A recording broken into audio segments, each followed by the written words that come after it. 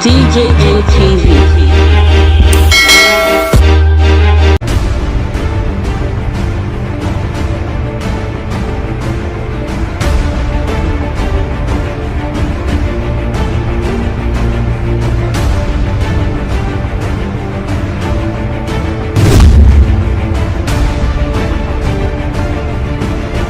Repeat the tragedy of the past. Thank you, Nnamdi Kanu.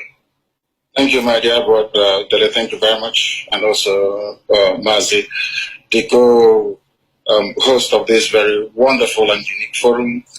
I want to acknowledge those that went before me, our elders, the two people that actually have so much regard for, Paya Debanjo, and also our own father, President Kamechi, and also my regards and respect to Bishop Coker and all the rest of them that spoke.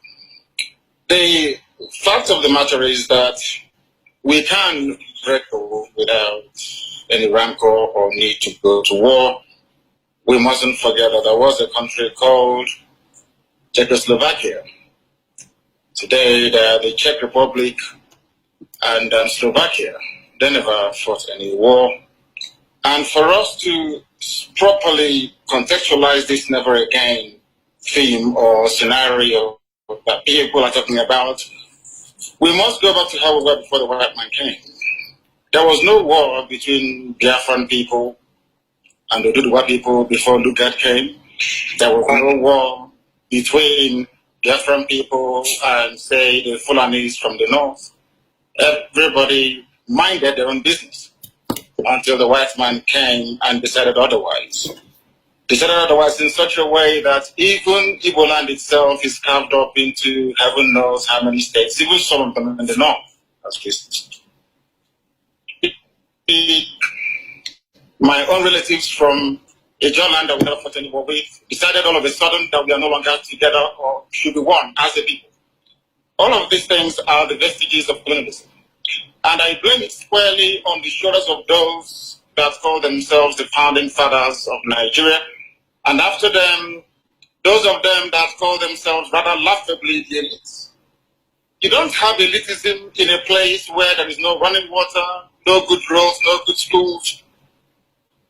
Cattle headers are busy slaughtering and massacring people everywhere. And some people have the temerity to come out on national television or on this forum to say they are the elite.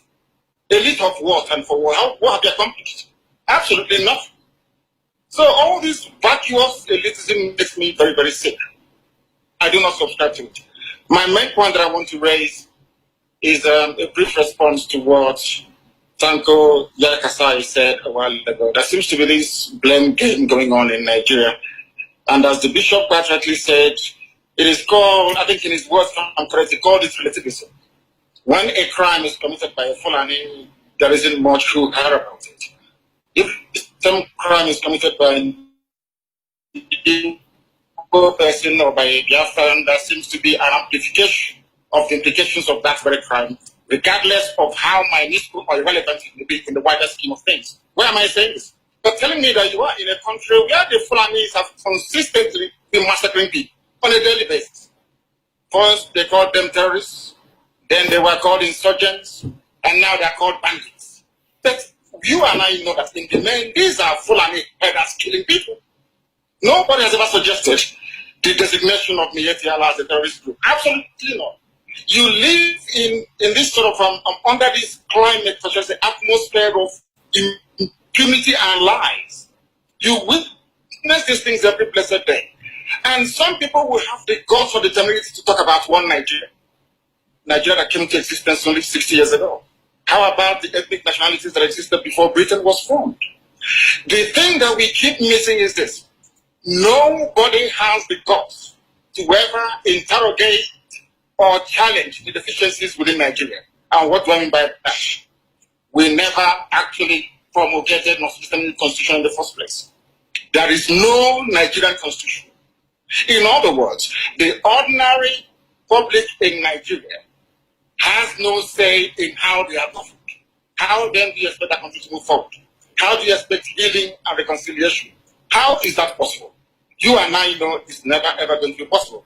Yakasai and northern commentators keep having an about the 1966 coup. It was an Igbo coup, which of course is a lie. I would recommend that Elder Tanko Yakasai go back and read Ademoyega's Why We Struck. One of the people that he mentioned, he wrote a book, Why We Struck. In that very book, it was made explicitly clear that what happened in 1966 was a revolution. And I make bold to say this, without casting any aspersions or negating anybody, only the South can carry out a revolution. Only the South. Because of how the North is structured.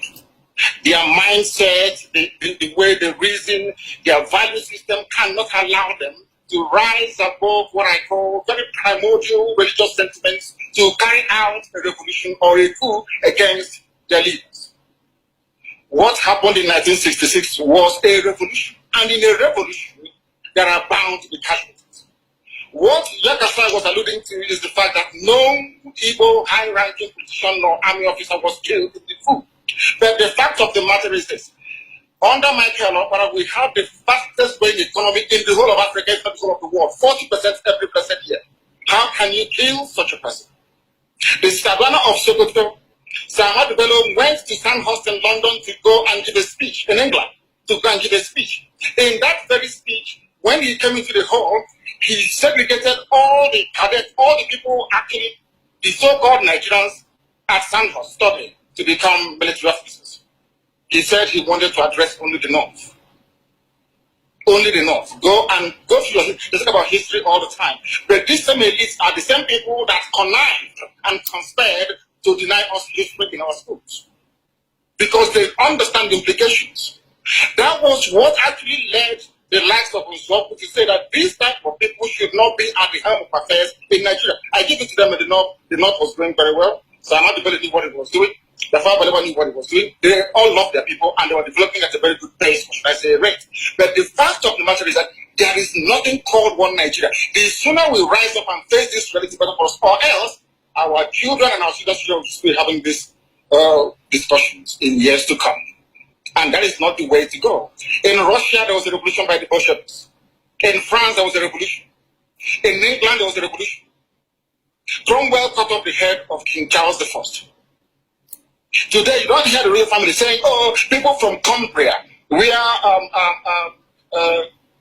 Oliver Cromwell comes from, should be denied access to good education because they rose up against the crown. In America, there was a revolution. In every revolution, people are bound to die. If something happened in NSAS, during the NSAS protest, these same people introduced tribe and religion into it. And falsely claimed that those burning down properties out of anger and rage because of the killings at toll gates in Lagos are all Igbo people. The same people talking about one Nigeria to make Nigeria better. How is that possible? When people cannot be honest with themselves. All of us participating today, we all know that the Constitution is flawed. We know that the 1979 Constitution, or in fact, from 79 to 99, they are all flawed documents. You and I know that. Because it's the turn of your village. You want to rotate presidency, you want to start eating as other people, you want to start buying houses in Dubai, in the UK, and in America. You say, oh no, it is not in my turn. That is what they are doing. Once you're elected as a senator, as a governor, or whoever you are, you will say to yourself, not in my turn. Let me make that money that others have made before proceeding. You stay in a country, you are in a country where Umar Diko is the most corrupt individual out of Africa. He's a funny man. The families are now enjoying the loot, the money he stole. There was a man called Ibrahim Taher, if you have forgotten. This man burnt Nitel down at Makrina after stealing all the money. And we are here pretending that somehow things can be better. It can never, ever be better. There is something called a referendum or a plebiscite. There must be a constitution formulated by the people, and that is the best way to go. Without it, these discussions will continue forever and ever, and Nigeria will remain as poorly and as deprived as it is today. Thank you very much. Thank you, Mazi. Before you go, please, there is a fundamental question that we want you to address. Same thing. That have you reduced the entire Fulani to herdsmen who kill Southerners? Is it right? Is it fair to reduce all Fulanis to herdsmen who kill? I am trying to pay them back in their own coin. Ojukwu went to Aburi to negotiate for the same restructuring we are talking about today, going back to the regions. Every Igbo man in the north, every Biafran in the north, and to an extent some Yorubas as well, we attacked rebels, slaughtered and massacred in the north. What are the Fulani leaders doing about this space of insecurity and terrorism in Nigeria? Only the Fulani are responsible for ISIS in West Africa, for Boko Haram, for Ansaru, for all the so-called Fulani headsmen, so the bandits that you have in the north. You have Fulani governors paying Fulani people to come to Nigeria to kill. A Fulani governor, I think the one from Bauchi, only said, we want to relocate all the Fulanis in the Sahel back into Nigeria. And we're here talking about one Nigeria, we don't have any brain. Do they think we are stupid? We cannot reason very well. We know what the end game is. The more the mount unity, it is to allow you, to lure you into a false sense of security, so that the Fulanis across the Sahel can come in to settle. Are you not aware of the speeches that the Kaduna State governor made at the height of the slaughter of innocent people in southern Kaduna? What did anybody do about it? Absolutely nothing. You did nothing. When they hastily tagged IPOB, a terrorist group, with no evidence, all of you kept quiet. Nobody did anything about it. No. But Miyetiala is busy negotiating with bandits, killing and raping people, and everybody's quiet. That is why we are different. And that is why we see that the Fulanis are in cahoots as to what is happening in the show. They want to take over the entire country and make it the home of Fulanis in West Africa. Go and do your research very well, you see it there. And we are not going to allow it. Mazi, more northerners are killed today. More northerners suffer more from banditry than the south. So how do you explain that? In fact, now, the cry in the north is that we are insecure. So, which negates this theory of thesis that the Fulanis are killing the rest of Nigeria.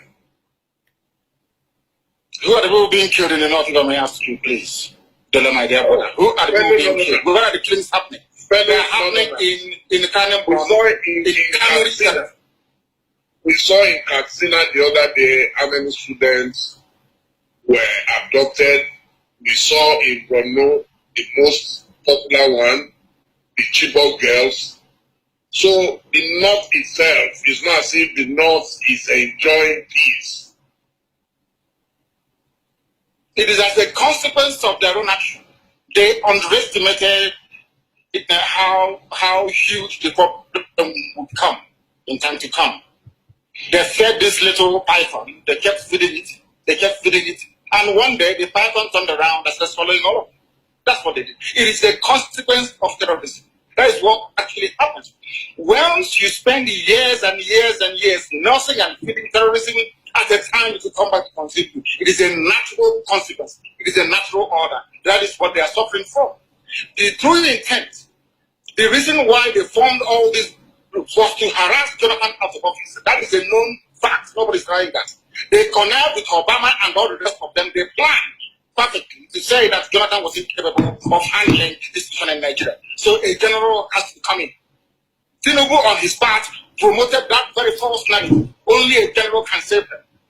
Because they were impervious to all the indices that leads to and sustains terrorism. And today we have it. In Afghanistan, it's the same. Afghan people, I wouldn't say that the Taliban is a terrorist movement, of course, there's as such. But look at the Taliban in Afghanistan. They started by killing occupying forces. And after a while today, you have Afghans killing fellow Afghans. As a consequence of the climate of terrorism, that is what happens all over the world. What is consuming the North today was what they themselves created. But some of us are too scared to speak the truth. Who brought terrorism into Nigeria? Let's be honest. El Rufai said it. We are paying bandits in Kaduna to stop killing people. Who brought them in? They did. A governor A Fulani governor of Bauchi State said, we are seeking to resettle Fulanis into, are we deaf and dumb and so stupid we cannot reason properly? We are here talking about the niceties of constitutional change and reform and all the rest of it. They are not willing to do it. They understand the implications. Once you regionalize the governance of Nigeria, they understand that their stranglehold on the resources from my land that sustains that very contraption called Nigeria will slip away from their hands. And they do not want it. My anger is reserved for those who are complicit in the mess called Nigeria. They are complicit. Why are they complicit? They know the truth. You and I understand the truth. They have a solution to the problem. And somebody is telling us, oh, we the elites, we need to agree. Who are you? What elitism are you? From where? Who are you?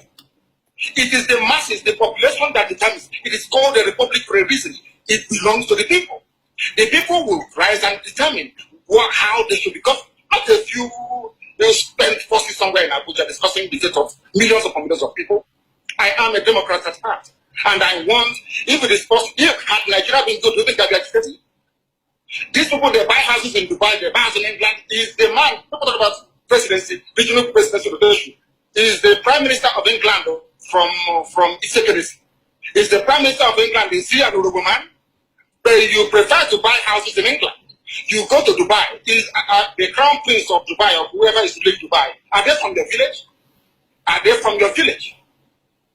But you will prefer to go and buy houses in Dubai than to buy a house, let's say in Bauchi, but you are in one Nigeria. Mazi, thank you so much for your contributions. We hope maybe you and I would have a direct conversation again very soon, if you agree, and then we can continue. Thank you so much. Thank you. Thank you very much. Thank you. DJM TV. DJM TV.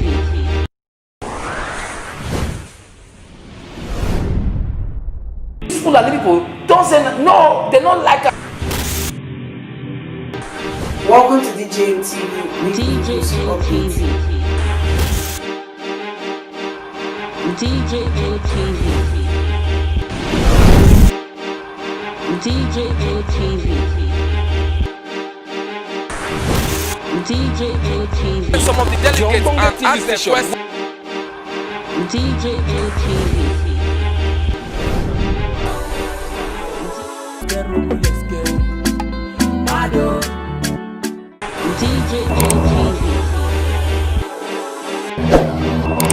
DJM TV.